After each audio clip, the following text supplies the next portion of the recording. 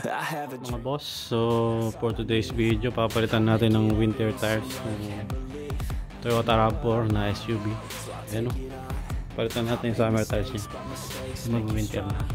Chillin yung sa alloy na rims. Palitan natin siya ng steel rim tsaka winter tires. Toyota RAV4 na 2015. Let's go. Got a team, I've been tied to the scene. Out on stage, here I'm scream. Okay, this the dream, and I pray as a team. One day it'll be me. If I want it, then I get it. Head down, don't regret it. So yun na mga boss, tanggal na natin yung gulong. Gagamit tayo ng 21mm 21mm na socket.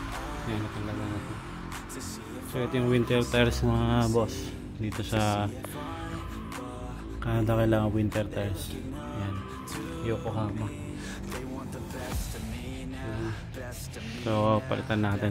Ito muna ng harapan. Kasi isa lang yung jack natin. Ayan. So okay pa yung brakes niya. Na-check ko yung brakes niya. Okay pa. Isang season pa. Palitan ko na ito pagka summer. So papalitan natin mga bossing.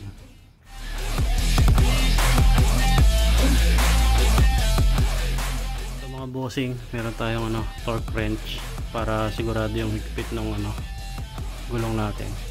Yan, gamitan natin ng torque wrench para proper.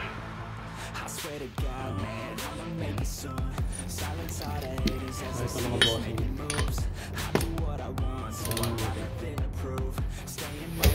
Ito na nga mga boss, sobrang dami na ng snow. Ngayon natin matetesting yung winter tires. Ayan.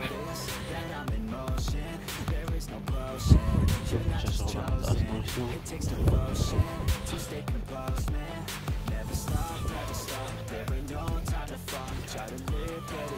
Ayan na yung winter tires. Na natin kung makakais. You get ready, take it on.